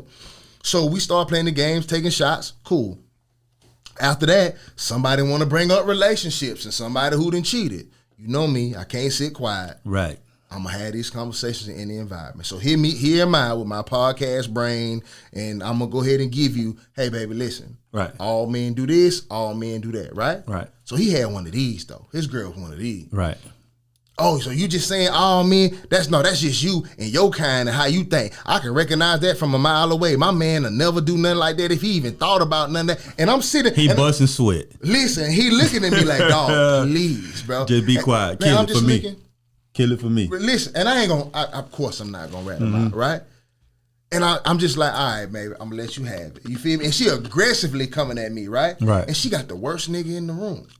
So take that into consideration when you saying this about men and what you think you know. You have no fucking clue. Like you said, we have nothing to gain from you. We're not telling you this to ruin your aspects or ruin your relationships. It's just hopefully to give a few women realistic expectations about what men are. That's the only thing. You can take it for what it's worth, believe it or not believe it, but the truth is you going to get what you going to get. So that's why it don't matter to me if you believe me or not, baby. You gonna get. You'll figure out eventually. Right. Yeah, it's gonna come out. You'll come tell me I was right eventually. Right. Now, I'm just gonna say this, man, to the women of the world. If cheating is a deal breaker, you'll probably never make a deal. Never. And that's as simple as that. And there's some, like, my thing is, bro, I've seen some of the greatest men in the world, bro, and they get thrown to the wayside because they slip up in that department. And I'm just like, why? Right. You only gonna go get some other shit that's gonna do the same thing that treats you worse. Right. So it's just like, bro, like, and my thing is like, I don't ever want to get on here and condone that shit like it's an okay thing. I'm just telling you it's a natural thing and it's a normal thing. And that if that's like, don't base the success of your relationship on that. Right. And when you ask women a lot of the times, like, what's the most important thing to them, it's always that. Right. And it's just like, bro, like, that's not what we were put here for. Not at all. You feel me? I'm going to tell you a funny story that one of my homies called me the other day and said, yeah, bro, I was listening to the podcast and I heard you tell the boy 12 that you wish you could be like him in relationships. You know what I'm saying? How you, like, how he ain't cheating, woo, woo, woo. He was like, bro, I think we need counseling, bro. And I said, nah, bro, we don't need counseling. I said, the world needs counseling. I said, sometimes a group of people will get together, bro, and trick you off everything you believe when what you believe is right. I said, what's wild about our society today is that I can go on the mountaintop and say that I have trouble being with one woman. You feel me? And that I desire multiple women and I'm a monster. But if I go on that same mountaintop and say I want to flip my dick into a pussy, I'm a hero. I'm brave. You feel me? So I'm like, bro, we live in a sick society. So don't think that this society is right just because everybody is fucking in unison on something that's wrong. I'm like, bro, it's a natural thing. It's an instinctive thing. It's a primal thing for you to be the way you are. You feel what I'm saying? And maybe we could work on being better in the way we do shit. You feel me? And how we go about shit. Like you say, the character part of it and accountability. And we have to be more honest about it. You feel me? Right. But I say it all the time, and we've had this conversation in the beginning. It's just like it starts with us being accountable and fucking telling the truth so that these women can stop fucking thinking that shit is real. The reason they think it's real is because some of us are saying it is. But exactly. You feel me? me? It's the easiest access it's to what you want. It's the easiest access to what you want. Exactly. And so it's just like, bro, like, like we don't need fucking counseling. Right. The world needs counseling. You're just acting natural in an unnatural environment. Right. You feel me? Like this is not the environment for the primal man. My brother told me earlier, he was like, yeah, man, yeah, bro, women so and so and so and so and so and so, bro, and they XYZ ABC. I said, bro, these ain't the women God made, bro. These are the women that have been impacted by society. You feel me? These ain't the guy. This, bro. We are so far away from our original, the way we were originally created to be. Men and women, both. You feel me? I was like, bro, these ain't the men God created and these ain't the women God created, bro. We some other shit right now. You feel me? And until we reset, bro, we gonna always have, that's why we can't fucking get along with each other, because we so far away from our natural. And it's gonna get farther apart, brother. Yeah. The hilarious part about it is monogamy is religious based. It was birthed from religion. You feel me? Now you bitches out here dating a nigga who ain't been to church. You don't go to church. And why you expect him to follow religion? Your nigga a club promoter. Why the fuck? You think he gonna follow this religious background? You don't go to church. Y'all ain't got a gospel track the first in y'all iPad or iPod or whatever. No Marvin Sapp. No nothing. No nothing. Y'all don't pray to God till something go wrong. You feel me? Why do you think people are following this, brother? Y'all aren't church people. No, and we follow it because it suits us. It's in favor of them. You feel me? That's why they go with it. That's why they go absolutely. with it. But my thing is the expectation. It's unrealistic, bro. Yeah, and I used to say this all the time too. It's unrealistic to expect somebody who's not even loyal or faithful to God to be faithful to man. Right. So and that's my point. It's like, who do you think you are? You with the person, including yourself, who's not even faithful to God, but you want them to follow these God tendencies. Like, who the fuck do you think you are? If I don't who follow, are you? Right. If I don't follow the shit out of this book that shows you that I don't give a fuck about the person in this book, why would I follow that shit for you? And it's not even a hard concept to understand. When you have something on you that people want, you're always going to get false narratives. A rich man is the same thing as a beautiful woman. When a rich man tells a joke, people laugh harder. You so fucking funny. You so whatever. You feel me? When a rich man wears a stupid outfit and look, oh no, you fine. You fresh. That's how fashion got the way it is. Exactly. Because there's so many people around him that benefit from that money. If you have a pussy on you, you have something that is all the time something that every man who greater than money. So you're going to get better lies and bigger lies. So when you're requesting all of this shit, what the fuck do you think people going to tell you? Exactly what you want to hear. Yeah, exactly. We do that on job interviews. When you go to the job interview, that ain't how you talk. That ain't how you dress. Well, you work 7 days a week, Mr. Taylor. Yeah, absolutely. I'm a hard worker, sir. And, I have to do whatever you want me to do there, boss. Exactly. If you want me to, exactly. And then when you get the job, your ass calling in every Facts. day. You late. And come on, man. That's just real shit. You do this in every aspect of your life, but you think pussy different.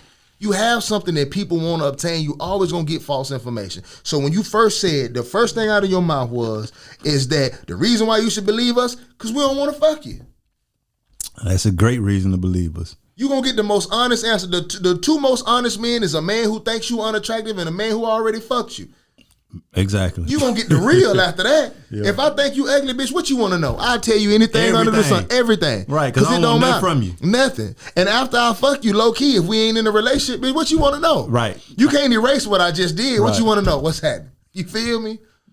So this ain't a hard concept. So thank you for the question. I hope more people ask questions. You got some more questions? Nah, I don't want her to feel like we shitted on, people just really put statements. We want more of y'all to ask questions though. What we're going to start doing is... I don't want you to think we shitted on you. Nah, what we're going to start doing is this. When we film the show, I'm going to go live on our YouTube channel. This will encourage more people to subscribe and follow us too. Right. You feel me? And we're going to allow people to ask questions during the show. Right. You feel me? We may not answer them as they're asking them, but we'll go to the segment. We'll go scroll on the laptop and start answering questions just to keep the You think we do a FaceTime up here? Like if we shoot an episode and somebody got a question and we fuck with their question. We can do you it. Think we can FaceTime, put them on the screen, we can do and that. have them ask the question? Yeah, that's the shit I was telling you I got the app for now. Yeah, that'll be so dope we're going too. to start utilizing the screen more. That's what it's up here for. We ain't got this bitch up here just for nothing. Right. But we'll start involving y'all. But the thing about it is this. We want y'all motherfuckers because we going to have a little pay link down there. Y'all going to send us $1 or $2. Right, you feel me? right, If you don't send us no few dollars, we going to scroll past your motherfucking question like you ain't ask it. You feel me? For real. We'll be answering questions that we don't even care about. So Mumps. Because this shit costs money. You feel me? At the end of the day, this shit costs money. We don't really get much from it other than just being able to sit here and have a conversation and just allow y'all to view it. But we definitely want y'all input because we sit here and go back and forth all day long. But this show is really about like answering your questions and interacting with y'all. So we're gonna do more of that. The next episode we will air it live. We won't air it live, but we'll have the live YouTube while we air it. While we record it, and then we'll air it later. But we're gonna start asking questions during the show, and that'll help us for when we don't have guests. You guys become the guests, Facts. and we'll have we'll just start answering questions. But y'all definitely and that's don't the same motherfucking cash app us and for businesses tip and us. stuff too. We got to start doing that too. Mm-hmm. If you got something that you want to promote, the only thing that I say is I'm not promoting no bullshit. Right. If it's a scam, if you want to promote your chicken and I try your chicken and that shit ain't nothing, I don't want your money. I'm not promoting no sad ass chicken. But if you got something that's dope, I don't give a fuck what it is. If it's a hair product, if it's whatever, and it's some dope shit and we can vouch for it, absolutely. We are gonna start selling advertising spaces as well. Right. And there are a lot of people who faithfully watch this show, bro. Appreciate y'all. Shout out to y'all. We are we have people that are so dedicated to this shit and come every show. Like I know who they are. When we log on and go live, them same people show up every time. Shout out to y'all. We want to definitely give y'all the opportunity to have some input and be a part of the show because we definitely appreciate y'all. But this shit is going to pop. It's not a matter of if, it's when, and when it do. Like we don't want y'all goddamn jumping on the bandwagon like y'all been here. We want you on the wagon, but we don't want you in the front seat. Yeah. So goddamn. Yeah, just understand this shit gonna pop. So support it while it's in a small stage. That we will respect you a lot more at the end of the day. And you know what I'm saying? Yeah, that's when it means the most is in these stages. Don't wait till we get big and try to dick ride. Then it's gonna be too late. And Mike Bless, whenever you stop playing Antoine Fisher 2, bring your ass on the show. I know you're gonna be the new Antoine Fisher on there. Mama, why you leave me? Man, my dog somewhere goddamn getting makeup put on finna play Megatron. Goddamn with some shit. Yeah, absolutely, man. So thank y'all for tuning in to the Anxiety Issues Podcast, man. Like, subscribe on YouTube, all that good shit, man. We appreciate all the listeners and all the followers. This is the first episode you almost cried too, bro. It was deep. Hey, man, listen, it was deep, bro. That was deep. I love. I ain't even know the depths of that shit. But I wrote a song about you. It's gonna be on my album. It's not all about you, but it is. Listen. Like we joke and play a lot, but in the middle of doing this episode, I realized how much more we need of that. Sometimes we get off track. I be in this bitch smoking weed and drinking, and all I be wanting to do is laugh at you and your fucking moments or your rants or whatever the fuck you do. But this shit, like we got some good shit to say sometimes, bro. So like we definitely got to focus on being serious a little bit more. Like this shit still got to be light, but at the same time, that was a dope moment, and I'm pretty sure a lot of people gonna take a lot from that. And like she know what's up, bro. I'm gonna love you in this life and the next one. I don't know what's after life or where you go when you die, but wherever I'm at, hey man, whatever is inside that pussy, don't nobody ever put it on me. It ain't even in that pussy, man. Like I said, it was the least sex ever though. I love that person to death, bro. If it ain't in the pussy, if it's in your eyes, don't look at me. Don't look my way. I do not want the sun and the goddamn moon to be hitting you while we driving and my heart fluttering and shit. That got to be a good feeling, but that girl somewhere on the beach with her Indian boyfriend. She don't care nothing about me. Listen, bro, I tell women all the time, bro, like y'all think y'all want a faithful man. This is what you get. Listen, faithful men are fucking psych. Listen, faithful men are fucking psychos. That's why God knew not get to y'all a calm, cool, collected man that gets some more pussy every now and again. You feel me? And you're gonna be better off because if you get a faithful man and you decide you don't want that faithful man no more, there is no cutting ties. He gonna kill you and everything you love. You forever. He gonna love you forever. If I die before you die, I'm moving in. My ghost and my spirit gonna be right in the house with you and your husband. I say it all the time. People always joke, pushing that nigga down the stair. People always asking for shit they don't want until they get it, and when they get it, they don't want it no more. Most of the men that I've seen love the shit out of a woman like you love the shit out of a woman, end up getting shit on it. They get bored. They get bored with you, bro, because, and I would just, in that same conversation I was telling my homie when we talked about therapy and shit, I was just like, bro, when a man acts in that fashion, bro, women get bored because that's not a natural thing for a man to be in that space. But let me tell you what it was, and I know we supposed to be closing, but to quickly just address what it was, bro. Women are so taught so soon to ask for that level of commitment, right? Knowing goddamn well you ain't ready for. You got to grow up and be grown for that. If I had met her at this age and this stage, it'd be beautiful, perfect. It'd be beautiful, right? But you coming into a situation as a 23-year-old woman, 24-year-old woman, whatever it was at the time, right? And you asking for this level of love, and you meet a nigga who willing to give it to you, right? It's so much other shit coming to your mind. Number one, this might not be the package I thought it was coming in. You feel me? Right. So now I got the love of my life, and it's actually going good. I love this nigga too, but it's not the package I want to change so much about him. Right. Like I said, she was boo. She didn't want me to be like this thug and all this other shit, right? And then you have a level of commitment. No, now, bitch, you got to deal with my thoughts, my wants with sacrificing. I sacrifice for you. Some of your dreams you got to give up. It is what it is. You feel me? And vice versa. So that's what it was. Women are so trained to ask for that shit. Like if you said, if it walk into your life and you're not ready for it, that's not what you want. And I don't even think it's a woman thing. I just think that people don't understand that love is not for selfish people. Love is for selfless people. And if you're a selfish person, there is no way you could ever be in love. And most of us are selfish when we are young. You become less selfish as you get older because that's why your mom is a better parent to your daughter than she was to you. So because basically saying she doing all this shit for this new nigga that she should have did for me. Absolutely, because she's grown to a place to where she could probably appreciate that. It's just like, bro, we train early to try to be grown. Like when you look at little girls, what they get them for Christmas? Now let's go baby, close. I'm finna go knock on their door. They get them baby dolls and shit. You feel me? And it's just like everybody, little girls are like trying to be parents already. Like, bro, like live your life. Live your life. Get all that wild shit out your system so that when you do sit down, you can appreciate sitting down and you ain't got nothing to look back on. We be fucking trying to live and be in relationships and we ain't even lived yet. We ain't even did shit. Listen, you bringing up shit, man. This is trauma for me, bro. You bringing up shit that's keeping me on this microphone, bro. Because I'm traumatized now. This motherfucker in the house being compassionate, listening, and this is what bothers me. All the things you want. But listen, though, this is what's crazy, and I swear I'm gone. This is it. I'm done with it, bro. Listen, though. This is what pisses me off about shit like that. Because you will swear you got love right now, right? The only thing is, I just ask you this, though. If you put him through all the shit you put me through, it wouldn't be the same. Do you think he'll still love you? And that's the shit that bothers me, bro. No. If you were this person now, that's the shit. But you'll go to sleep every night feeling loved. Right. No. You go to sleep every night feeling comfortable. Answer this question though, right? Because we talk about accountability, right? So if you, let's say you were to go back and rewind and you were aware and noticed that, all right, cool, this is not a good time to try to be all in with this woman. Let's just both be toxic or both be young and free and go through the motions.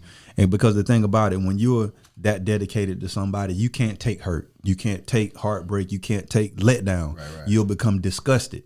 You feel me? But if both of y'all are in a space where you're both growing and you're both living and you making mistakes, both are making mistakes and you're not so dedicated, it's easier to stay together. Right. You know what I'm saying? The hardest thing for a faithful man to do is accept that somebody fucked off on him. Right. You know what I'm saying? You can never live that down. Yeah. When you're having sex with her, you're going to think about that. When you're in any romantic moment, you're going to think about that because that's the way you're wired.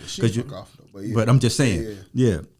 But even if they don't even give you what you deserve in return, it's the same effect. It doesn't necessarily have to be sex. It could just be somebody not appreciating all the work you putting in. I would have just let her go and live so it wouldn't be so much discuss between us. Right. I'd have let you go do your thing and let life prove you right. I knew I was right the whole time. Right. I would just let you go do it your way and let life prove you right. And after life proves you wrong, now we can circle back and say, now let's give this shit a real shot. Right. So now there's no real trauma there. There's just like regular young people shit that we go through. I wasn't mature enough to let her go fuck somebody. So that's what I'm saying. It's just like that's accountability. You feel what I'm saying? So it's just like we have to understand, bro, that like everything ain't meant to be love right when you want to love it. You feel what I'm saying? And that's just the way shit is. I think I have a good radar from understanding like when something needs to be, because sometimes a motherfucker will be trying to beg and plead with you that they ready for something, but you see that they not. And it's on you to fucking analyze that and say, you know what? I can't give them that right now. It was a mean setup though. You know, you meet them, don't hurt me, be good to me. Like, all right, bitch, I'm gonna do all them things. And then now all of a sudden. Yeah, that's how it work. That's how it work. Man, we went deep, man. My dog, you know what I'm saying, talked about the moonlight glistening on people while they were asleep, you know.